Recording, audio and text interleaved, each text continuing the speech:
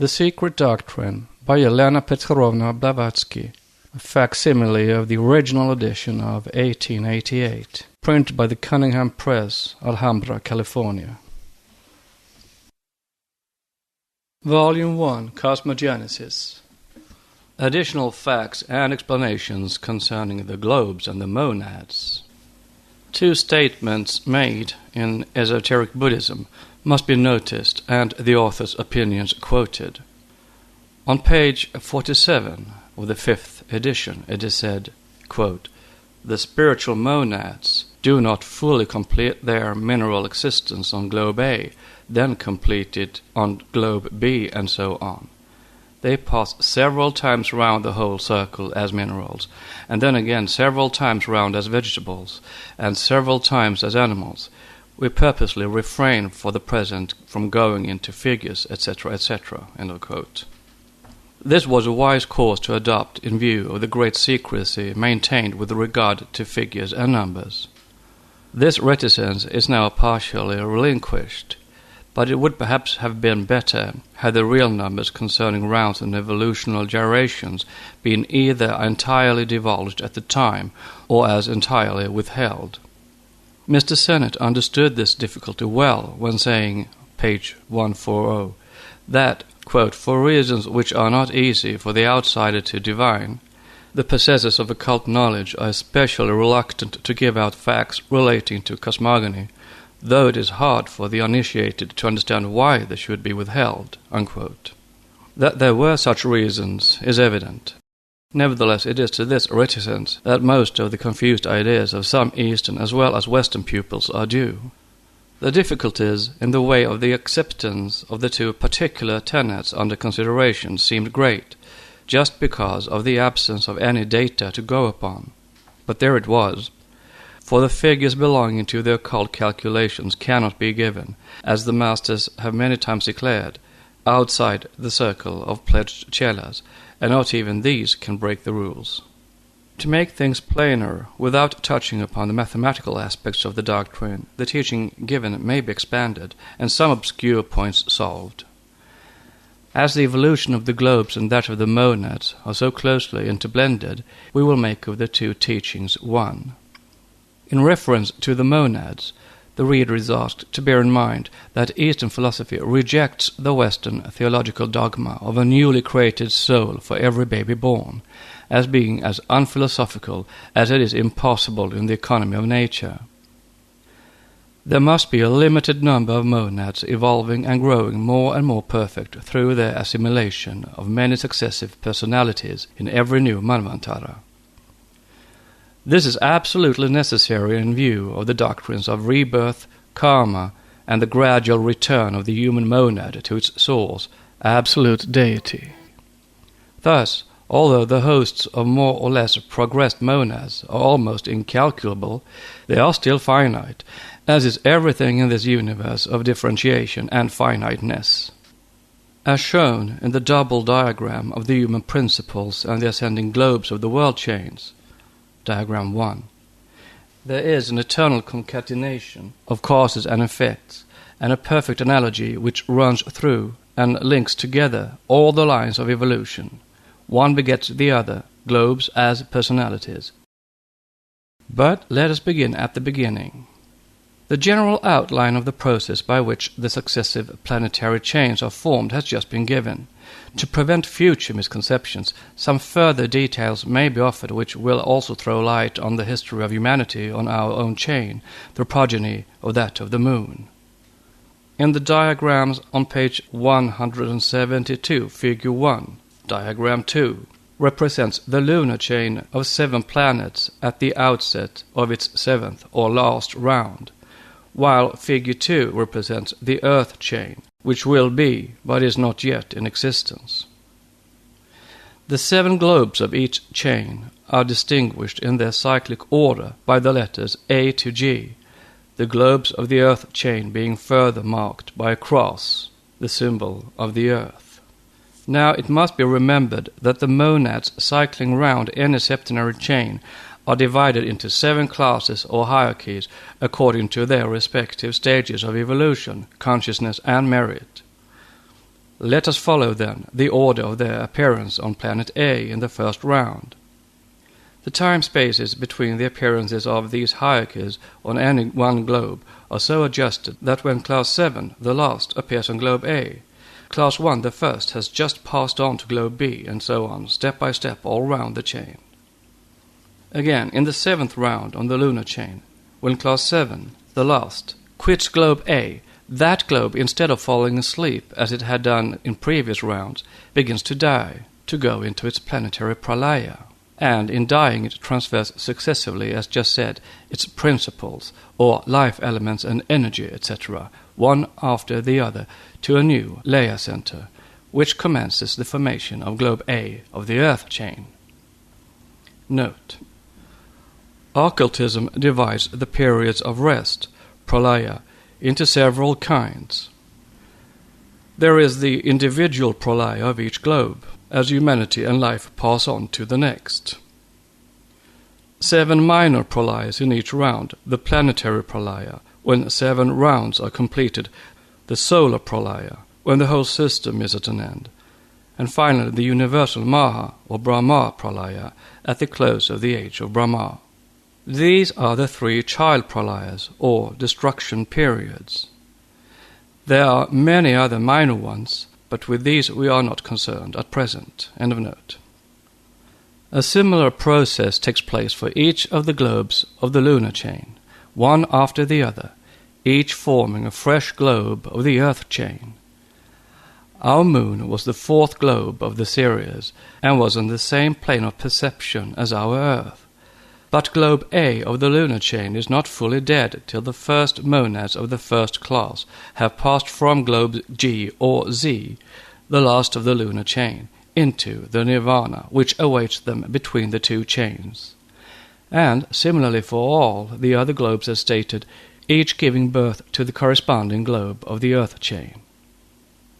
Further, when Globe A of the new chain is ready, the first class or hierarchy of monads from the lunar chain incarnate upon it in the lowest kingdom, and so on successively.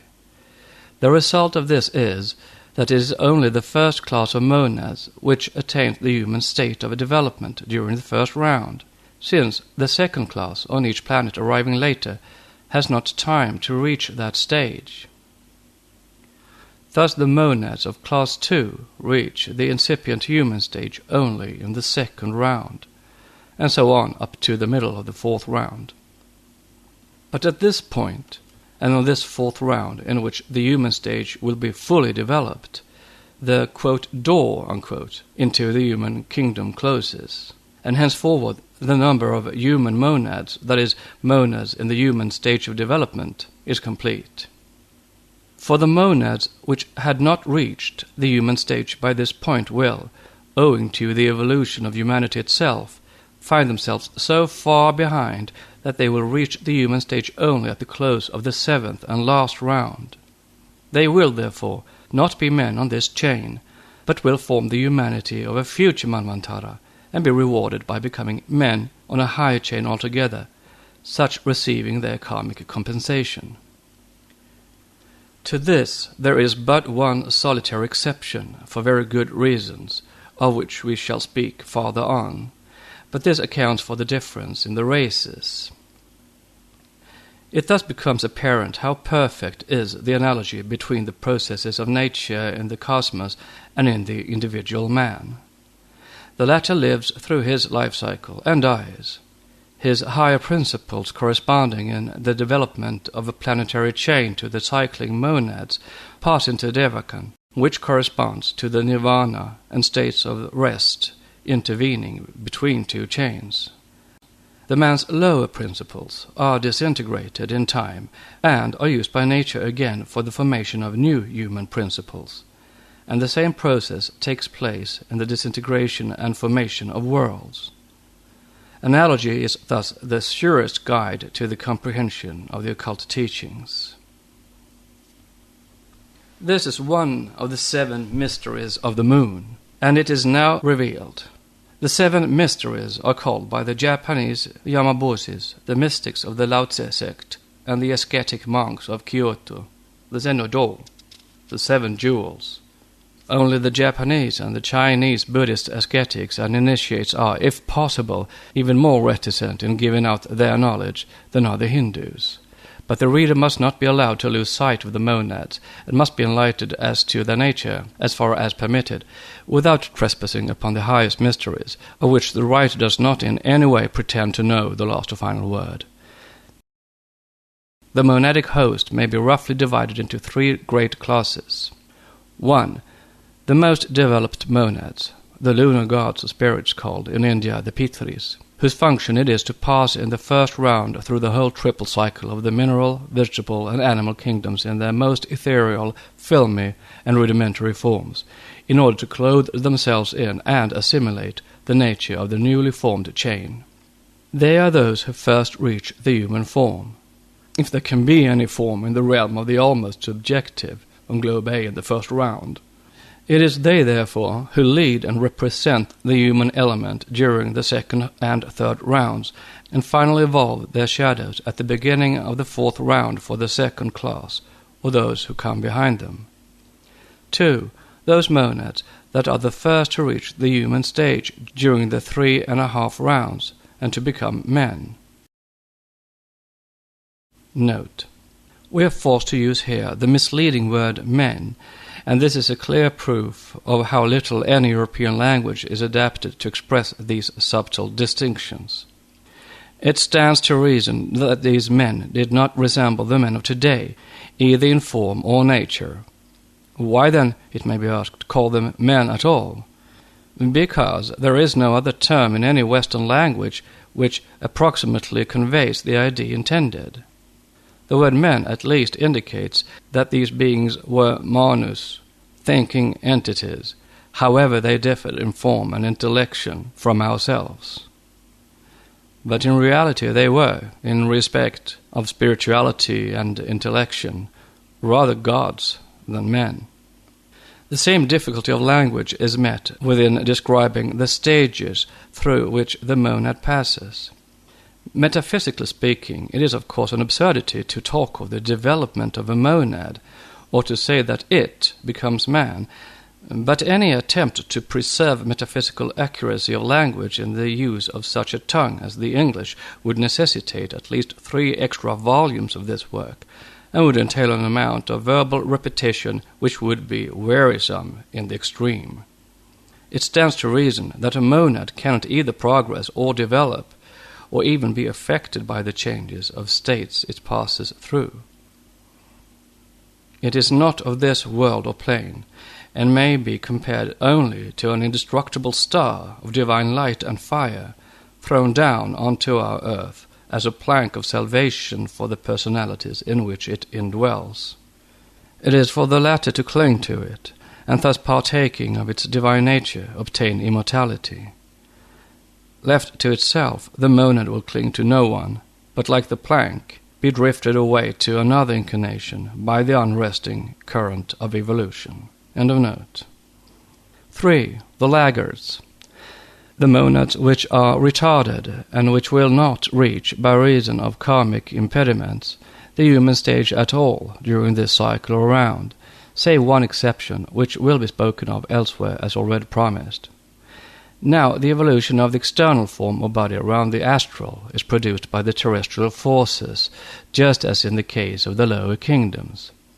But the evolution of the internal or real man is purely spiritual. It is now no more a passage of the impersonal monad through many and various forms of matter, endowed at best with instinct and consciousness on quite a different plane, as in the case of external evolution, but a journey of the pilgrim soul through various states of not only matter but self-consciousness and self-perception, or of perception from apperception. See God's monads and atoms. The monad emerges from its state of spiritual and intellectual unconsciousness, and, skipping the first 2 planes, too near the absolute to permit of any correlation with anything on a lower plane, it gets direct into the plane of mentality. But there is no plane in the whole universe with a wider margin or a wider field of action in its almost endless gradations of perceptive and apperceptive qualities, than this plane, which has in its turn an appropriate small plane for every form, from the mineral monad up to the time when that monad blossoms forth by evolution into the divine monad.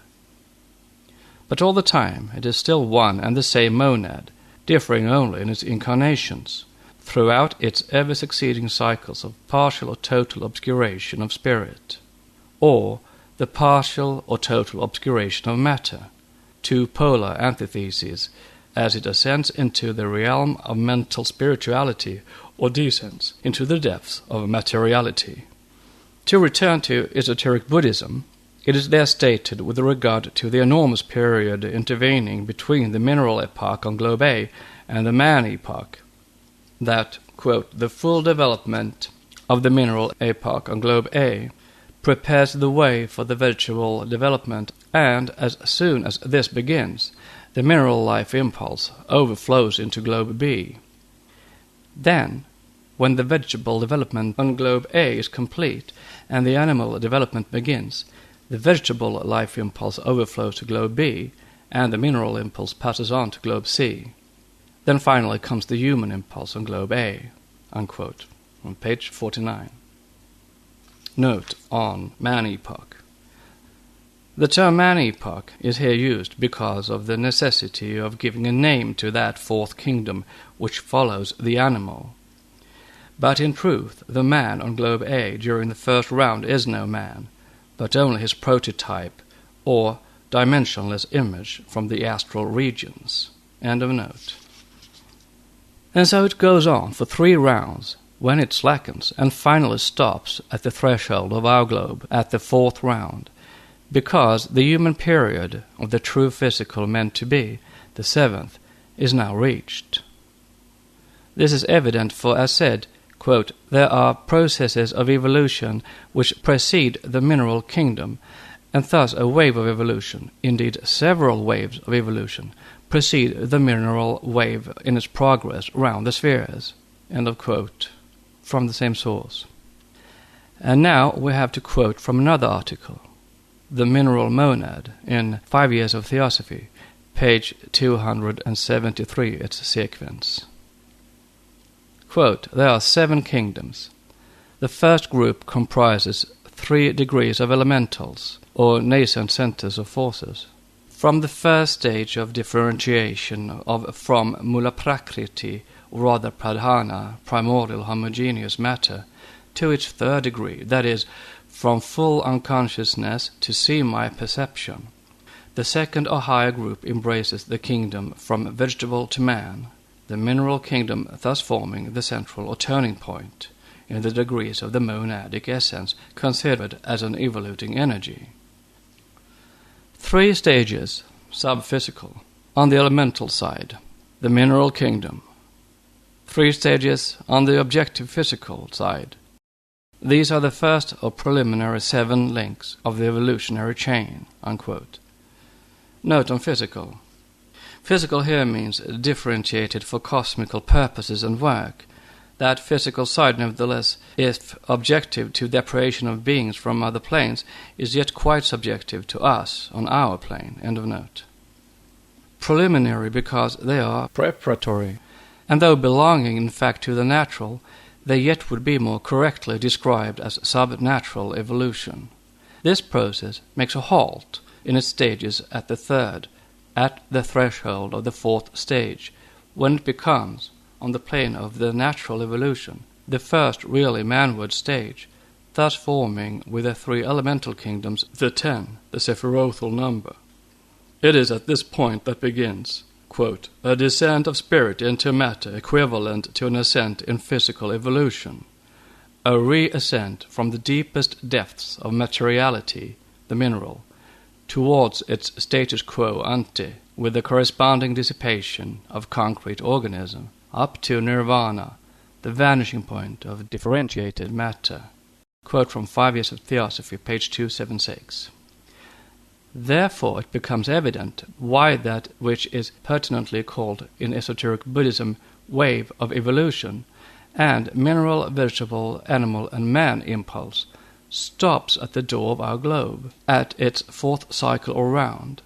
It is at this point that the cosmic monad, buddhi, will be wedded to and become the vehicle of the atomic ray. That is, it, buddhi, will awaken to an apperception of it, atman, and thus enter on the first step of a new septenary ladder of evolution, which will lead it eventually to the 10th, counting from the lowest upwards, of the sephirothal tree, the crown. Everything in the universe follows analogy, as above so below. Man is the microcosm of the universe. That which takes place on the spiritual plane repeats itself on the cosmic plane. Concretion follows the lines of abstraction. Corresponding to the highest must be the lowest, the material to the spiritual. Thus, corresponding to the sephirothal crown, or upper triad, there are the three elemental kingdoms, which precede the mineral. See diagram on page 277 in 5 Years of Theosophy, and which, using the language of the Kabbalists, answer in the cosmic differentiation to the worlds of form and matter from the super-spiritual to the archetypal. Now, what is a monad, and what relation does it bear to an atom? The following reply is based upon the explanations given in answer to these questions in the above-cited article, The Mineral Monad, written by the author. Quote, none whatever is answered to the second question, to the atom or molecule as existing in the scientific conception at present. It can neither be compared with a microscopic organism, once classed among polygastric infusoria, and now regarded as vegetable, and classed among algae. Nor is it quite the monads of the peripatetics. Physically or constitutionally, the mineral monad differs, of course, from the human monad, which is neither physical nor can its constitution be rendered by chemical symbols and elements. In short, as a spiritual monad is one, universal, boundless, and impartite, whose rays, nevertheless, form what we, in our ignorance, call the individual monads of men. So the mineral monad, being at the opposite point of the circle, is also one, and from it proceed the countless physical atoms, which science is beginning to regard as individualized. Otherwise, how could one account for and explain mathematically the evolutionary and spiral progress of the four kingdoms? The monad is the combination of the last two principles in man, the sixth and the seventh, and, properly speaking, the term human monad applies only to the dual soul, Atma Buddhi, not to its high spiritual vivifying principle Atma alone. But since the spiritual soul, if divorced from the latter, Atma, could have no existence, no being, it has thus been called now the monadic, or rather cosmic essence, if such a term be permitted. In the mineral, vegetable, and animal, though the same throughout the series of cycles, from the lowest elemental up to the Deva kingdom, yet differs in the scale of progression. It would be very misleading to imagine a monad as a separate entity trailing its slow way in a distinct path through the lower kingdoms, and after an incredible series of transformations flowering into a human being. In short, that the monad of a Humboldt dates back to the monad of an atom of Hornblende. Instead of saying a mineral monad, the more correct phraseology in physical science, which differentiates every atom, would of course have been to call it the monad manifesting in that form of prakriti called the mineral kingdom. The atom, as represented in the ordinary scientific hypothesis, is not a particle of something, animated by psychic something, destined after aeons to blossom as a man. But it is a concrete manifestation of the universal energy which itself has not yet become individualized, a sequential manifestation of the one universal monas. The ocean of matter does not divide it into its potential and constituent drops until the sweep of the life impulse reaches the evolutionary stage of man-birth. The tendency towards segregation into individual monads is gradual, and in the higher animals comes almost to the point. The peripatetics apply the word monas to the whole cosmos in the pantheistic sense, and the occultists, while accepting this thought for convenience sake, distinguish the progressive stages of the evolution of the concrete form, the abstract, by terms of the mineral, vegetable, animal, etc. monad, or examples. The term merely means that the tidal wave of spiritual evolution is passing through that arc of its circuit. The monadic essence begins to imperceptibly differentiate towards individual consciousness in the vegetable kingdom. As the monads are uncompounded things, as correctly defined by Leibniz, it is the spiritual essence which vivifies them in their degrees of differentiation, which properly constitutes the monad, not the atomic aggregation, which is only the vehicle and the substance through which thrill the lower and the higher degrees of intelligence. Leibniz conceived of the monads as elementary and indestructible units endowed with the power of giving and receiving with respect to other units, and thus of determining all spiritual and physical phenomena. It is he who invented the term apperception, which, together with nerve, not perception but rather sensation, expresses the state of the monadic consciousness through all the kingdoms up to man. Thus it may be wrongly, on strictly metaphysical lines, to call Atma-Buddhi a monad, since in the materialistic view it is dual and therefore compound. But as matter is spirit and vice versa, and since the universe and the deity which informs it are unthinkable apart from each other, so in the case of Atma-Buddhi, the latter being the vehicle of the former, Buddhi stands in the same relation to Atma as Adman Kadmon, the Kabbalistic Logos, does to Ein Sof, or Mula Prakriti to Parabrahm. A few words more of the moon. What, it may be asked, are the lunar monads just spoken of? The description of the 7 classes of Pitris will come later, but now some general explanations may be given. It must be plain to everyone that the monads who, having ended their life cycle on the lunar chain, which is inferior to the terrestrial chain, have incarnated on this one.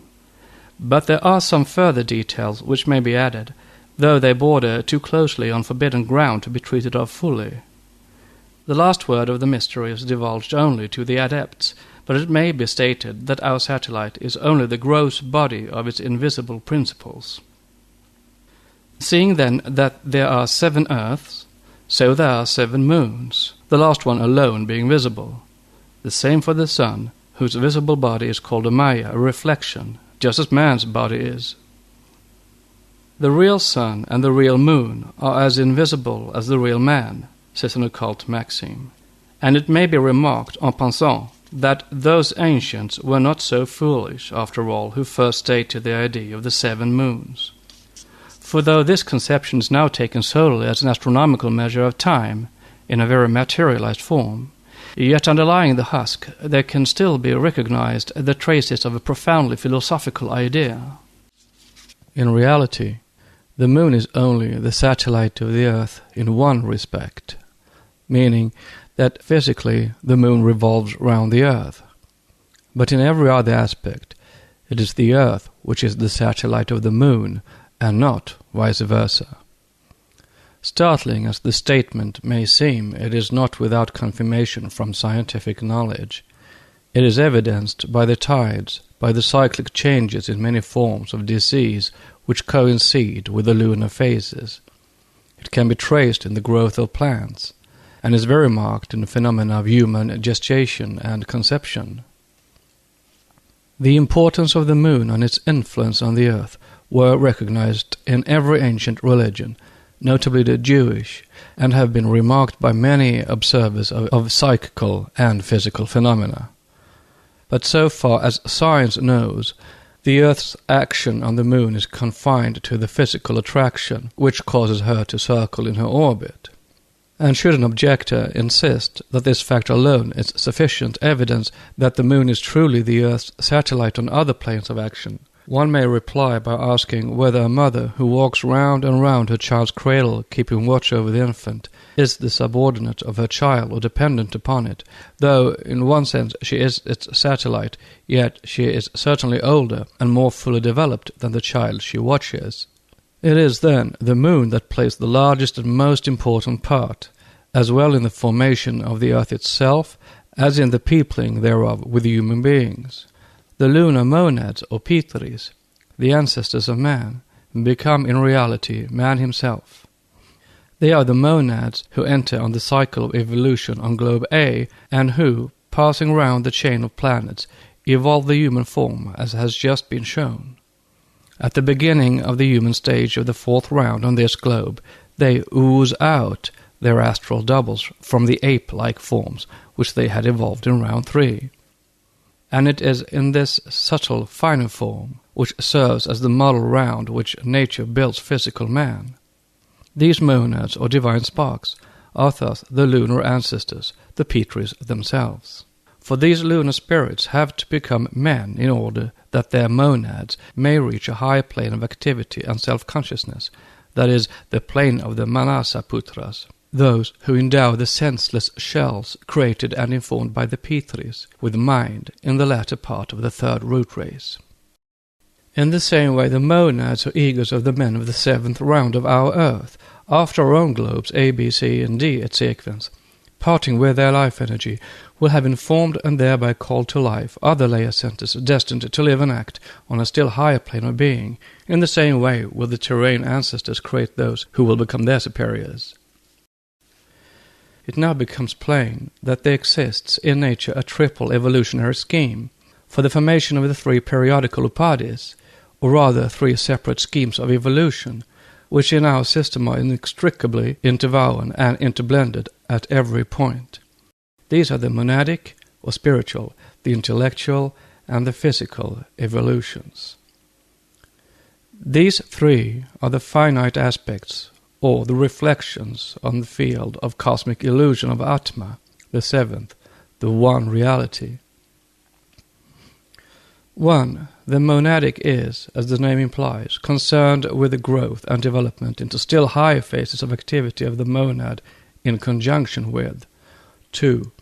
The intellectual, represented by the Manasa Dhyanis, the solar divas, or the Agnishvata Pitris, the givers of intelligence and consciousness to man. And 3. The physical, represented by the kayas of the lunar Pitris, round which nature has concreted the present physical body. This body serves as the vehicle for the growth, to use a misleading word, and the transformations through manas, and, owing to the accumulation of experiences, of the finite into the infinite, of the transient into the eternal and absolute. Each of these 3 systems has its own laws and is ruled and guided by different sets of the highest dhyanis or logoi. Each is represented in the constitution of man, the microcosm of the great macrocosm, and it is the union of these 3 steams in him which makes him the complex being he is now. Nature, the physical evolutionary power, could never evolve intelligence unaided. She can only create senseless forms, as will be seen in our anthropogenesis. The lunar monads cannot progress, for they have not yet had sufficient touch with the forms created by nature to allow of their accumulating experiences through its means. It is the Manasa Dhyanis who fill up the gap, and they represent the evolutionary power of intelligence and mind, the link between spirit and matter in this round. Also, it must be borne in mind that the monads which enter upon the evolutionary cycle upon globe A in the first round are in very different stages of development. Hence the matter becomes somewhat complicated. Let us recapitulate. The most developed monads, the lunar, reach the human germ stage in the first round, become terrestrial, though very ethereal human beings, towards the end of the third round, remaining on it, the globe, through the obscuration period as the seed for future mankind in the fourth round, and thus become the pioneers of humanity at the beginning of this, the fourth round. Others reach the human stage only during later rounds, that is in the second, third, or first half of the fourth round. And finally, the most retarded of all, that is, those still occupying animal forms after the middle turning point of the fourth round, will not become men at all during this Manvantara. They will reach to the verge of humanity only at the close of the 7th round, to be, in their turn, ushered into a new chain after Pralaya by older pioneers, the progenitors of humanity, or the seed humanity, Shishta, meaning the men who will be at the head of all at the end of these rounds. The student hardly needs any further explanation on the part played by the 4th globe and the 4th round in the scheme of evolution. From the preceding diagrams, which are applicable mutatis mutandis into rounds, globes, or races, it will be seen that the 4th member of a series occupies a unique position. Unlike the others, the 4th has no sister globe on the same plane as itself, and it thus forms the fulcrum of the balance represented by the whole chain. It is the sphere of final evolutionary adjustments, the world of karmic scales, the hall of justice, where the balance is struck, which determines the future course of the monad during the remainder of its incarnations in the cycle. And therefore it is that, after this central turning point has been passed in the great cycle, that is, after the middle point of the 4th race in the 4th round on our globe, no more monads can enter the human kingdom. The door is closed for this cycle, and the balance struck. For were it otherwise, had there been a new soul created for each of the countless milliards of human beings that have passed away, and had there been no reincarnation, it would have become difficult indeed to provide room for the disembodied, quote, spirits, unquote, nor could the origin and cause of suffering ever be accounted for. It is the ignorance of the occult tenets and the enforcement of false conceptions under the guise of religious education which have created materialism and atheism as a protest against the asserted divine order of things. The only exceptions to the rule just stated are the, quote, dumb races, unquote, whose monads are already within the human stage, in virtue of the fact that these, quote, animals, unquote, are later than and even half descended from man, their last descendants being the anthropoid and other apes. These, quote, human presentments, unquote, are in truth only the distorted copies of early humanity. But this will receive full attention in the next book, as the commentary, broadly rendered, says, 1. Every form on earth, and every speck, atom, in space, strives in its efforts towards self-formation to follow the model placed for it in the heavenly man. Its, the atom's, involution and evolution, its external and internal growth and development, have all one and the same object, man as the highest physical and ultimate form on this earth, the monad in its absolute totality and awakened condition, as the culmination of the divine incarnations on earth. 2. The Dhyanis, Pitris, or those who have evolved their Bhutta, doubles, from themselves, which Rupa, form, has become the vehicle of monads, 7th and 6th principles, that had completed their cycle of transmigration in the 3 preceding kalpas, rounds. Then they, the astral doubles, became the men of the first human race of the round, but they were not complete and were senseless. This will be explained in the books that follow. Meanwhile, man, or rather his monad, has existed on the earth from the very beginning of this round, but up to our own 5th race, the external shapes which covered those divine astral doubles changed and consolidated with every sub-race, the form and the physical structure of the fauna changing at the same time, as they had to be adapted to the ever-changing conditions of life on this globe during the geological periods of its formative cycle.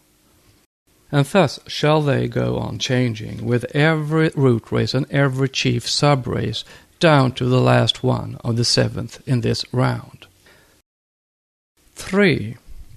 The inner, now concealed man was then, in the beginnings, the external man, the progeny of the Dhyanis, Pitris, who was the son like unto his father. like the lotus, whose external shape assumes gradually the form of the model within itself, so did the form of man in the beginning evolve from within without. After the cycle in which man began to procreate his species after the fashion of the present animal kingdom, it became the reverse. The human fetus follows now in its transformations all the forms that the physical frame of man had assumed throughout the 3 kalpas, rounds, during the tentative efforts at plastic formation around the monad by senseless because imperfect matter in her blind wanderings. In the present age, the physical embryo is a plant, a reptile, an animal, before it finally becomes man, evolving within himself his own ethereal counterpart in his turn.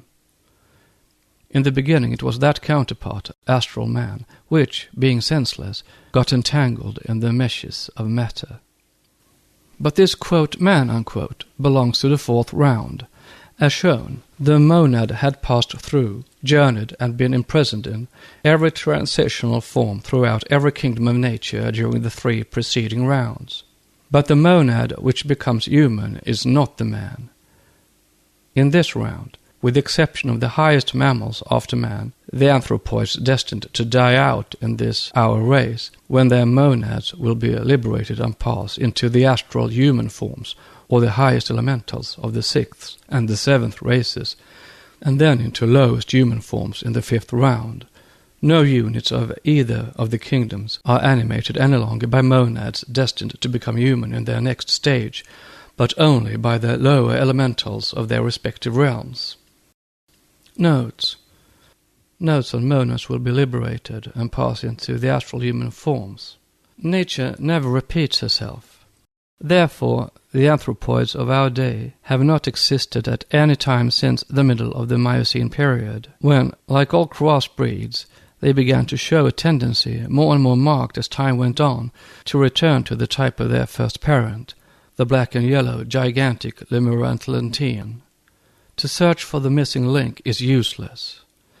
To the scientists of the closing 6th root race, millions and millions of years hence, our modern races, or rather their fossils, will appear as those of small, insignificant apes, an extinct species of the genus Homo. End of note. Note on the lower elementals on their respective realms. These elementals will become human monads in their turn only at the next great planetary manvantara. End of note. The last human monad incarnated before the beginning of the 5th root race. Note: such anthropoids form an exception because they were not intended by nature, but are the direct product and creation of senseless man. The Hindus give a divine origin to the apes and monkeys because the men of the 3rd race were gods from another plane who had become senseless mortals. This subject had already been touched upon in Isis Unveiled 12 years ago as plainly as was then possible. On pages 278 to 279, the reader is referred, quote, to the Brahmins if he would know the reason of the regard they have for the monkeys. For then he, the reader, would perhaps learn, were the Brahmin to judge him worthy of an explanation, that the Hindu sees in the ape but what Manu desired he should, the transformation of species most directly connected with that of the human family, a bastard branch engrafted on their own stock before the final perfection of the latter. He might learn further that in the eyes of the educated heathen, the spiritual or inner man is one thing, and his terrestrial physical casket another. The physical nature, the great combination of physical correlations of forces, ever creeping onward towards perfection, has to avail herself of the material at hand. She models and remodels as she proceeds, and finishing her crowning work in man, presents him alone as a fit tabernacle for the overshadowing of the divine spirit. Moreover, a German scientific work is mentioned in a footnote on the same page. It says that a Hanoverian scientist had recently published a book entitled über die Auflösung der Arten durch natürliche Suchtwahl, in which he shows with great ingenuity that Darwin was wholly mistaken in tracing man back to the ape. On the contrary, he maintains that it is the ape which is evolved from man.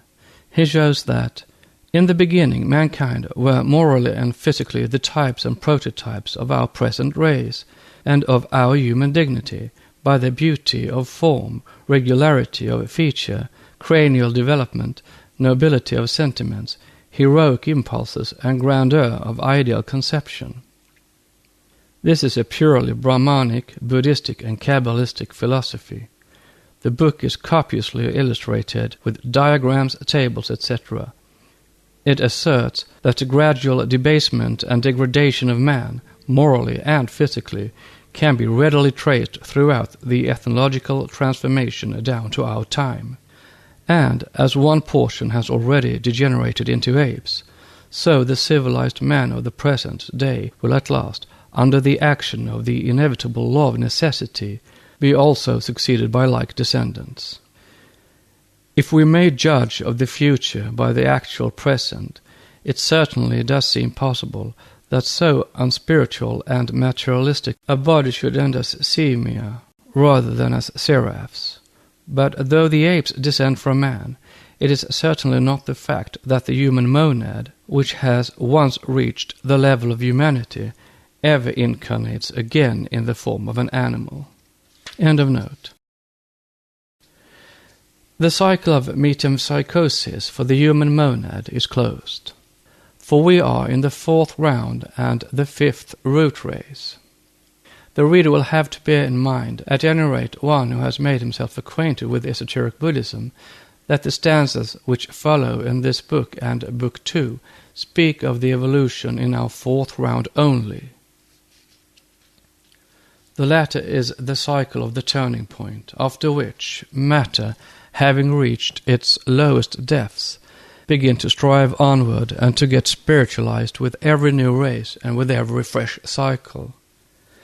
Therefore the student must take care not to see contradiction when there is none, as in esoteric Buddhism rounds are spoken of in general, while here only the 4th, or our present round, is meant.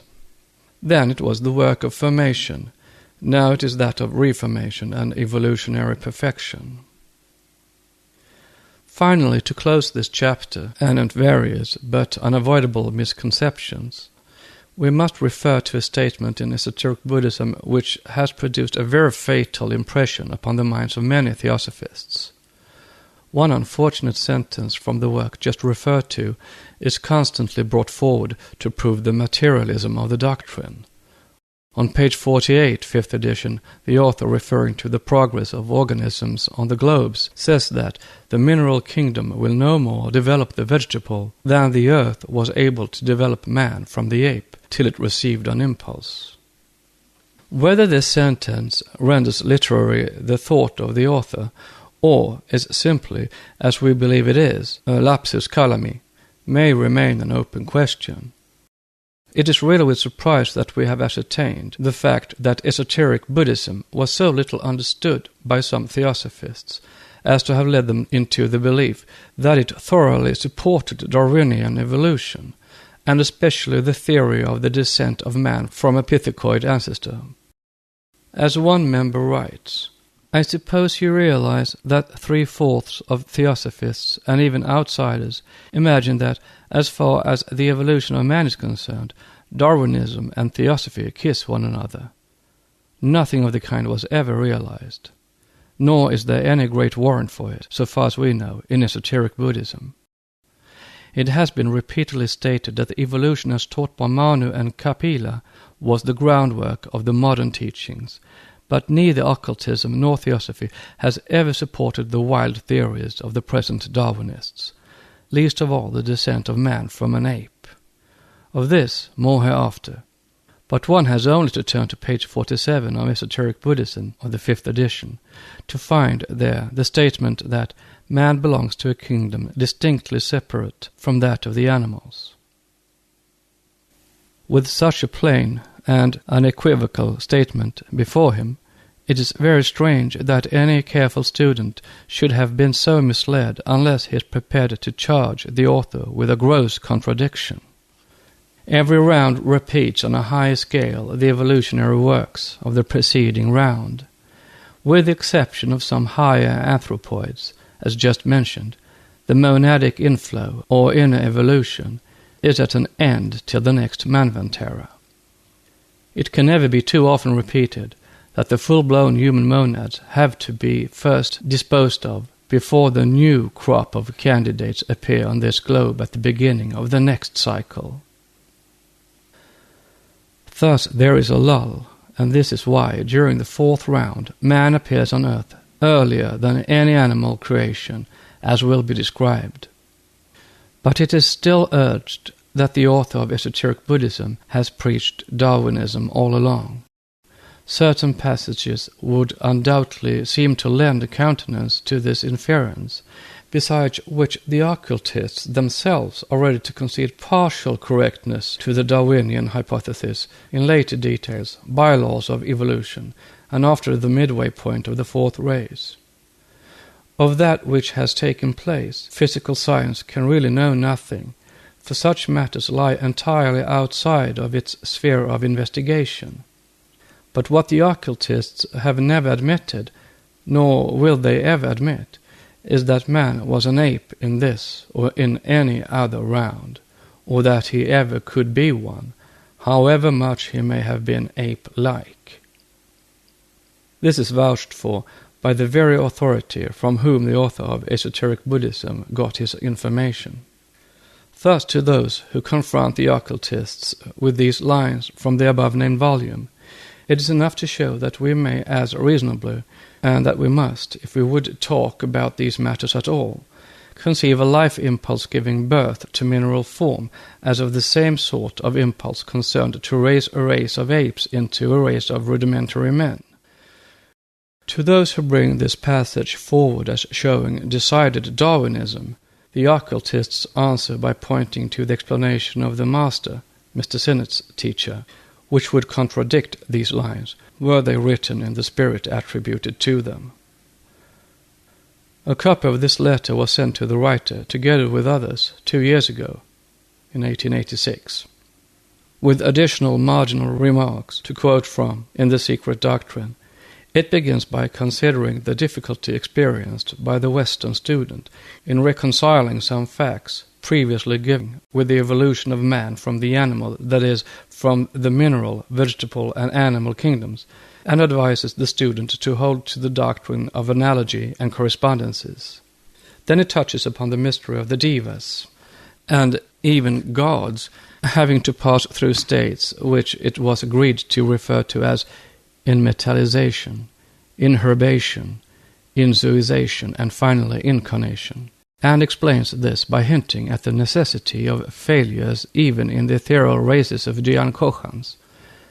Concerning this it says, "Still, as these failures are too far progressed and spiritualized to be thrown back forcibly from Jian-Kochanship into the vortex of a new primordial evolution through the lower kingdoms, after which only a hint is given about the mystery contained in the allegory of the fallen Asuras, which will be expanded and explained in Book 2. When karma has reached them at the stage of human evolution, they will have to drink it to the last drop in the bitter cup of retribution. Then they become an active force and commingle with the elementals, the progressed entities of the pure animal kingdom, to develop little by little the full type of humanity. These Jian-Kochans, as we see, do not pass through the three kingdoms as do the lower Pitris, nor do they incarnate in man until the third root race. Thus, as the teaching stands, man in the first round and first race on Globe D, our Earth, was an ethereal being, a lunar dhyani, as man, non-intelligent but super-spiritual, and correspondingly, on the law of analogy in the first race of the fourth round. In each of the subsequent races and sub-races, he grows more and more into an encased or incarnate being, but still preponderatingly ethereal. He is sexless and, like the animal and vegetable, he develops monstrous bodies correspondential with his causal surroundings. Second round. He, man, is still gigantic and ethereal, but growing firmer and more condensed in body, a more physical man, yet still less intelligent than spiritual, for mind is a slower and more difficult evolution than is the physical frame. Third round. He has now a perfectly concrete or compacted body, at first the form of a giant ape, and now more intelligent or rather cunning than spiritual. 4. On the downward arc, he has now reached a point where his primordial spirituality is eclipsed and overshadowed by nascent mentality. In the last half of the third round, his gigantic stature decreases, and his body improves in texture, and he becomes a more rational being, though still more an ape than a diva. All this is almost exactly repeated in the third root race of the fourth round. Fourth round. Intellect has an enormous development in this round. The hitherto dumb races acquire our present human speech on this globe, on which, from the fourth race, language is perfected and knowledge increases. At this halfway point of the fourth round, as with the fourth root, or Atlantean race, humanity passes the axial point of the minor Manvantara cycle, the world teeming with the results of intellectual activity and spiritual decrease. This is from the authentic letter. What follows are the later remarks and additional explanations traced by the same hand in the form of footnotes. 1. The original letter contained general teaching, a bird's-eye view, and particularized nothing. To speak of a physical man, while limiting the statement to the early rounds, would be drifting back to the miraculous and instantaneous coats of skin. The first nature, the first body, the first mind, on the first plane of perception, on the first globe in the first round, is what was meant. For karma and evolution have, centered in our make, such strange extremes, from different natures, marvelously mixed. Note on natures. The natures of the 7 hierarchies or classes of Pitris and Diankochans, which compose our nature and bodies, are here meant. End of note. 2. Restore. He has now reached the point by analogy, and as the third root race in the fourth round, where the angel man's primordial spirituality is eclipsed and overshadowed by nascent human mentality, and you have the true version on your thumbnail. These are the words of the teacher. Text, words and sentences in brackets and explanatory footnotes. It stands to reason that there must be an enormous difference in such terms as objectivity and subjectivity, materiality and spirituality, when the same terms are applied to different planes of beings and perception. All this must be taken in its relative sense, and therefore there is little to be wondered at if, left to his own speculations, an author, however eager to learn, yet quite inexperienced in these abstruse teachings, has fallen into an error. Neither was the difference between the rounds and the races sufficiently defined in the letters received, nor was there anything of the kind required before, as the ordinary Eton disciple would have found out the difference in a moment. Moreover, to quote from a letter of the Masters from the 1880s, the teachings were imparted under protest. They were, so to say, smuggled goods, and when I remained face to face with only one correspondent, the other, Mr. name left out, had so far tossed all the cards into confusion that little remained to be said without trespassing upon law. Theosophists, whom it may concern, will understand what is meant. The outcome of all this is that nothing had ever been said in the letters to warrant the assurance that the occult doctrine has ever taught, or any adept believed in, the preposterous modern theory of the descent of man from a common ancestor with the ape, an anthropoid of the actual animal kind, unless metaphorically, is to this day the world is more full of ape-like men than the woods are of men like apes.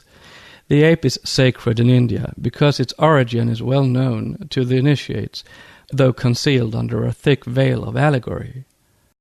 Hanuman is the son of Pavana, Vayu, the god of the wind, by Anjana, a monster called Kesari, though his genealogy varies.